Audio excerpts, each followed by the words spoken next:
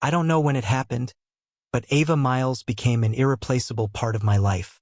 The childhood memories of us together, the times she pushed me to be better, and those unexpected moments when it was just the two of us. But perhaps even back then, I didn't realize that my feelings for her had already started to change, or more likely, I didn't want to acknowledge it. My name is Ryan Westbrook, and I am Ava's best friend's son. Our families have known each other since I was a child, and Ava has always been a constant presence in my life. But as we grew older, I began to realize that the bond one shared with her wasn't just friendship. Ava, with her chestnut hair, bright eyes, and strong personality, had always drawn me in. Even though we were so close, I never dared to admit what was truly in my heart. When I saw her for the first time after several months, my heart skipped a beat. She stood there in the stillness of my garden, the sunlight catching her face as if all the years apart had disappeared in that moment. It was just her and me, and I knew then that my feelings for her had become something I could no longer suppress. "Ava, you're back?" I said with a light laugh, trying to maintain my composure, but my voice betrayed me. She smiled, her eyes sparkling. "Yeah, it's been a while. Missed you, Ryan." Her voice was soft, but there was a hint of something more, something unspoken. She stood in front of me, familiar yet distant, and I felt like my entire world shifted. "I'm sure you missed me too, didn't you?" I stared at her, my chest tightening.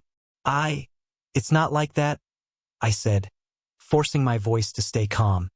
Even though deep inside I knew the truth, I had missed her more than words could say. And I realized I couldn't just be her friend anymore. Ava took a step closer, the scent of jasmine from her hair filling the air around me. We talked about mundane things, but neither of us acknowledged what I truly wanted to say. Yet, there was an underlying tension, something growing between us. A change, one that neither of us was ready to face. Then, just when I thought I could handle my emotions, she spoke of another man. "You know, I saw Julian again yesterday," Ava said, her eyes lighting up as she mentioned his name. "He's still the same, charming and fun. I think I want to get to know him better." Those words hit me like a punch to the gut. Julian Carter. A perfect man. Someone I knew was going to be my biggest rival in the race for Ava's heart. He was the one who always attracted everyone's attention. Handsome, smart, and full of charm. But to me, he wasn't just a rival. He was a painful reminder that I, Ryan Westbrook, no matter how deeply I felt, would always be the friend on the sidelines in her life. I didn't know how to respond. Her words echoed in my head. She was interested in Julian, or at least she wanted to give him a chance. And here I was, just a background character, watching her move forward without me. "Julian, who?" I asked, trying to keep my tone even, though my eyes betrayed my pain. "What's he like?" Ava looked at me softly, as if unaware of the hurt in my voice. "He reminds me a lot of you, Ryan, but I think he makes me feel safer. I feel like I need to explore something new." I felt my heart shatter in an instant. Everything I had ever imagined about our relationship, about the possibility of us, crumbled into dust. This wasn't just friendship anymore. It wasn't those late nights of talking and sharing secrets. Ava was moving on, and I wasn't even a part of her future. I looked into her eyes, struggling to keep a smile on my face, but I felt empty inside. "I hope you're happy, Ava." I couldn't say anything else. We stood there, looking at each other in a moment that seemed to stretch on forever, and I felt like the world had slowed down. Ava didn't know that I had loved her for so long, but now, that love was fading in the shadows. She had already chosen a different path, and all I could do was watch from the sidelines. With the pain of unspoken words weighing heavily on me, I knew my life would never be the same. My love for her had no place in her heart, and I had to figure out how to live without her in mine. The days that followed were a blur. I went through the motions, pretending everything was fine, but the truth lingered like a dark cloud, hovering over me. Ava was still in my life, but I couldn't bring myself to be around her the way I used to. Every time I saw her, I was reminded of what I had lost. The bright smile she gave me, the way she would laugh at my jokes, those moments we used to share. They were all gone now, replaced by the painful reality that she was moving on, and I was stuck in the past. I tried to focus on my work, on the things that would distract me, but it was impossible to escape the thoughts of her. The way she talked about Julian, the way she smiled when she mentioned his name, and gnawed at me. What did he have that I didn't? Why was she choosing him over me? I couldn't figure it out, but I was too proud to ask. One evening, a week after our conversation, I found myself standing outside her door. I had no real reason to be there, except that I needed to see her, to hear her voice, to feel like I hadn't lost her completely. But when the door opened, I wasn't prepared for what I saw. Ava stood there, dressed casually in a soft sweater and jeans, but there was a different air about her. She wasn't the girl I remembered. She was distant, her smile more forced, as if she was hiding something. And then, behind her, there was a figure I hadn't expected, Julian. My chest tightened. I tried to hide it, but the surprise was too much. Ava caught my expression and her face softened. "Ryan, I didn't expect you," she said gently, though her words were sharp like a knife in my heart. I wanted to talk," I muttered, my voice betraying me. I glanced at Julian, who stood a little too comfortably next to her, his arm resting casually on the doorframe. "I was just about to head out with Julian," Ava said, almost apologetically. "We were going to grab dinner. You can join us if you want." Her words were light, but I could hear the underlying hesitation in her tone. She was trying to be kind, but I could tell she was uncomfortable. She was trying to balance the old and the new, and I didn't belong in either of them anymore. I didn't want to show how much it hurt, but my heart was screaming. "No, it's fine," I forced myself to say, my words coming out colder than I intended. "You two go ahead." I didn't mean to intrude. There was a moment of silence, and I could see the disappointment in her eyes. She wasn't angry. She never got angry. But there was something more devastating in the way she looked at me. It was pity, and that was worse. "I'll talk to you soon, okay?" she said softly, her hand lingering on the door before she closed it gently. I stood there for a long time, staring at the closed door. Julian was in her life now, and I wasn't. I was a ghost to her, a faded memory she had outgrown. The realization hit me hard, but I couldn't bring myself to leave. I couldn't walk away from the one person who had meant everything to me, even though I knew I was slowly losing her. Later that night, I sat in my apartment, staring at my phone. I wanted to call her. I wanted to beg her to see things the way I did, to understand the depth of my feelings. But I didn't. Instead, I locked myself in my thoughts, unable to escape the turmoil inside me. I remembered a conversation we had when we were younger. She had told me once, after a fight with her parents, that she would never settle for anything less than the perfect love. "I want someone who makes me feel like I'm the only one in the world," she had said, her eyes burning with determination. "Someone who sees me for who I really am, not just what they want me to be." And then I realized something I should have known from the beginning.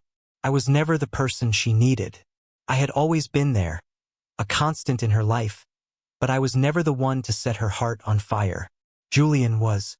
The pain was overwhelming, and yet, I knew I had to let her go. I had to stop pretending that there was still hope, that one day she might choose me. The reality was simple. She had already chosen. And it wasn't me. I could feel my world shattering, piece by piece, as I lay there in the silence of my room. The weight of unspoken words and missed opportunities hung over me like a dark cloud, and for the first time in my life, I truly understood the pain of watching someone you love slip away. I had lost her, and I didn't know how to find my way back. The days that followed felt like I was carrying the weight of 1,000 regrets on my shoulders. I went through my routines like a walking corpse, doing just enough to appear normal to the world, but I was far from it. Every time I heard Ava's name or saw her with Julian, a pang of jealousy would claw at my chest, reminding me of everything I had lost. The worst part? I didn't know how to move forward. I tried to drown out the feelings with distractions. Work, late-night drives, pointless activities, but it never worked. Every time I closed my eyes, I could still see her smile, feel her touch, hear her laugh. She was everywhere, in everything, and it was suffocating. The life we had once shared seemed like a distant dream now, something I had imagined and lost in a single heartbeat. And then I started seeing them together. At first, it was little things, her posts on social media with Julian, them having coffee together in the park, laughing like they had their own world. It didn't bother me at first. At least, I told myself that it didn't. But the more I saw it, the harder it became to ignore. It was late one evening when I decided to confront the truth. I couldn't live in this limbo anymore. I couldn't keep pretending like I was okay. Couldn't keep telling myself that maybe, just maybe, things would work out. I had to know. I showed up at her apartment again. This time, there was no uncertainty. I had to face the truth, even if it shattered me completely. Ava opened the door, a surprise crossing her face when she saw me standing there. "Ryan, what is it?"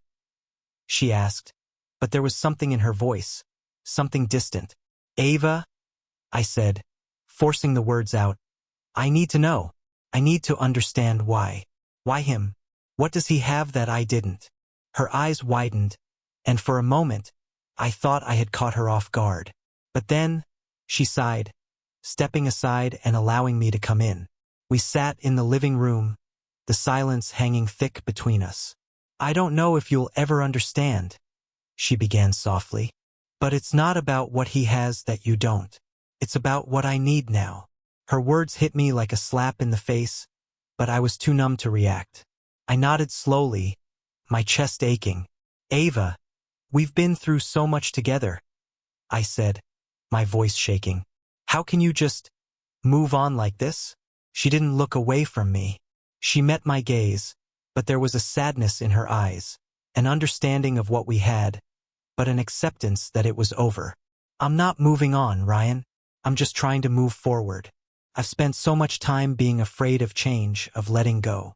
But I have to do this. I can't keep living in the past. I'm sorry." The finality in her voice made my stomach turn. There was no going back. She had already made her decision, and no matter how many times I begged, no matter how many tears I shed, it wasn't going to change. "I never wanted to hurt you," she said softly, her voice cracking slightly. "But I can't keep holding on to something that isn't there anymore. I need to find out who I am without you." I wanted to scream. I wanted to demand that she stay, that she fight for what we had. But there was something in the way she spoke, something that told me that she was already lost to me. She had found something in Julian that she didn't see in me, and I couldn't be angry about it. All I could do was accept it. "I guess this is goodbye then," I said, trying to keep my composure, though my voice wavered. Ava nodded, her eyes filled with sorrow. "I never wanted it to end like this, Ryan. But you deserve someone who can love you the way you need to be loved. And she hesitated, searching for the right words. "I just can't be that person for you anymore." I couldn't speak after that. The words stuck in my throat like thorns, and all I could do was get up and walk out of the apartment. The door clicked softly behind me, and I stood there in the hallway, feeling like the last shred of hope I had left was being ripped away. The following days were a blur of pain and numbness.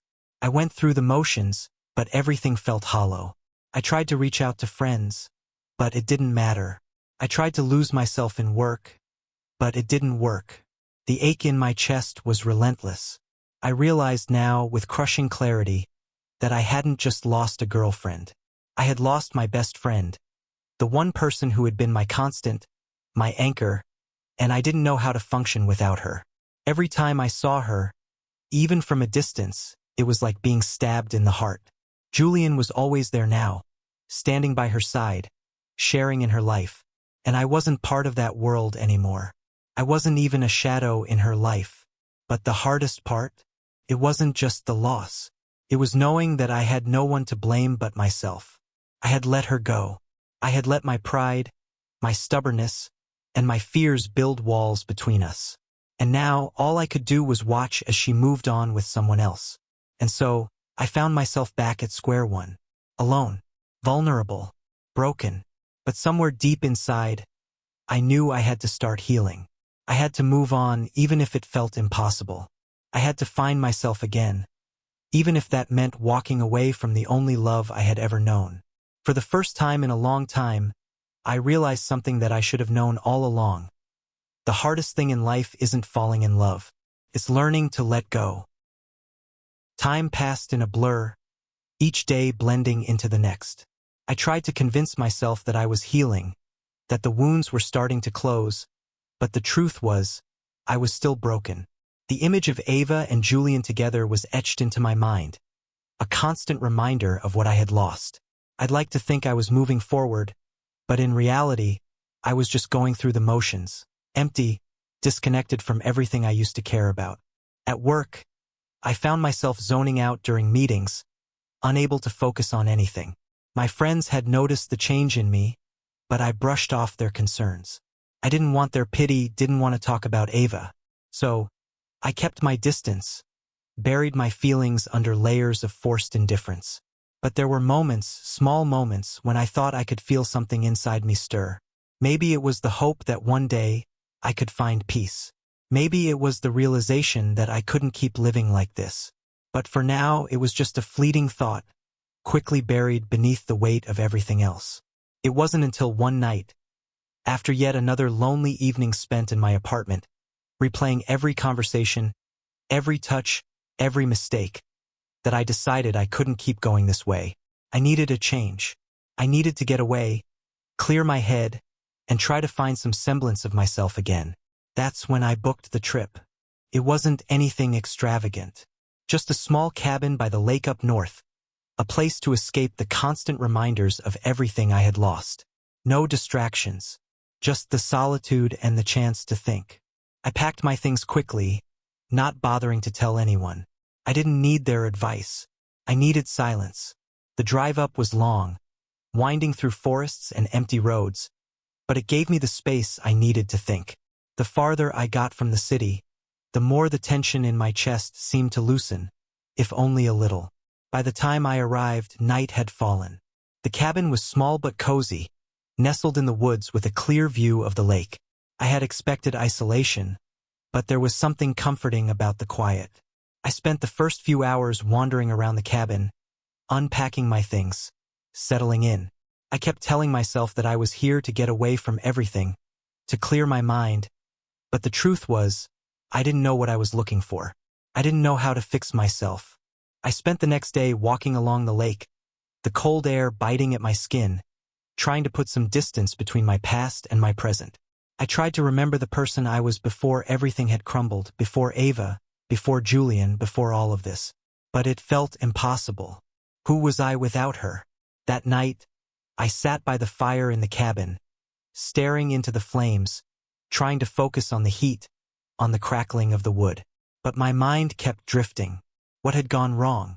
What could I have done differently? Why had I let her go? I reached for my phone, almost instinctively, and hesitated. I hadn't spoken to Ava in weeks, not even a text. I had told myself I needed the space, that I needed to move on, but I couldn't deny the ache in my chest every time I thought of her. I thought about reaching out, just to hear her voice, just to see if maybe, just maybe, she missed me. But I stopped myself. What would be the point? I had no right to ask for her back. I had no right to demand anything from her. She had made her choice and I had to respect it. But there was another thought that kept creeping in. Maybe, just maybe, I wasn't the only one hurting. Maybe she was going through the same thing, wrestling with the same feelings of loss and regret. Maybe she was trying to find herself just like I was. The next morning, I took a walk down by the lake, hoping the cold air would shake some clarity into my mind.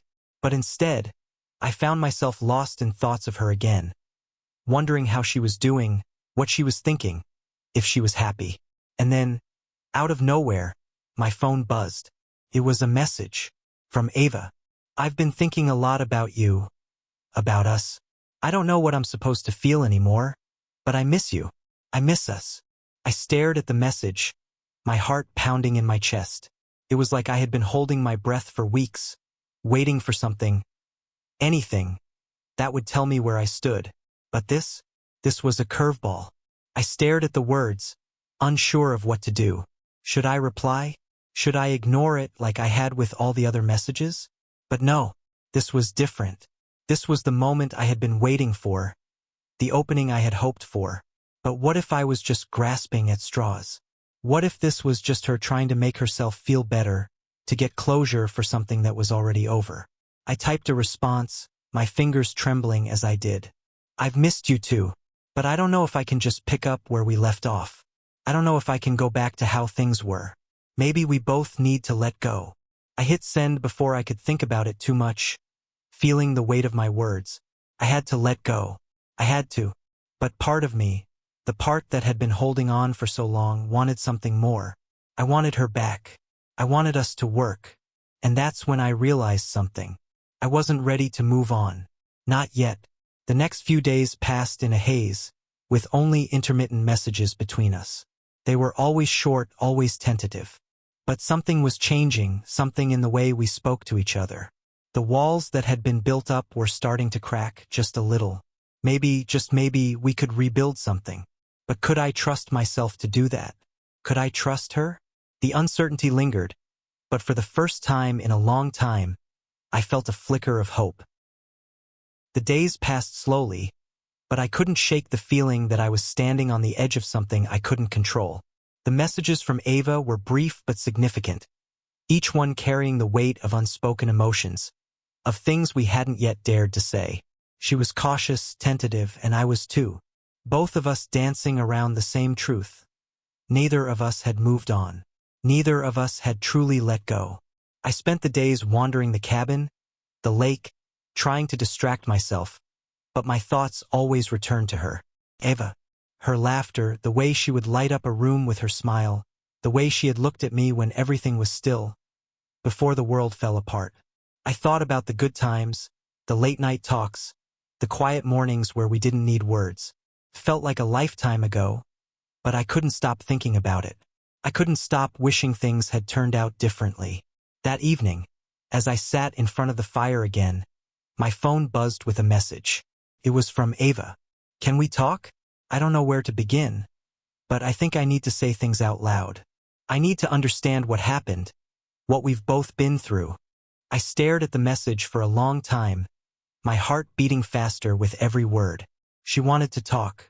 After everything, after all the silence, after all the distance we had put between us, she wanted to talk. The hesitation was there, but so was the longing. I wanted to hear her voice again, wanted to understand, to get clarity. I typed back almost immediately. I think we need to talk too. I'm at the cabin. You can come here if you want. But I don't know if I can handle all of this right now. I hit send before my doubts could hold me back. My mind raced with the possibilities, each one more daunting than the last. What were we going to say? What were we going to do? I didn't know what I wanted anymore. I didn't know if I wanted to reopen old wounds or if I was simply desperate for some kind of closure. Less than an hour later, I heard the sound of a car approaching.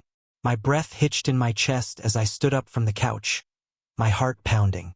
I walked to the door, and there she was, Ava, standing in the cold, the moonlight casting a silver glow around her. She looked the same, different but the same. Her eyes were tired, as if she hadn't slept in days. The way she stood, unsure and tentative, it reminded me of the night we first met. But this was different. We weren't just two strangers trying to find our way.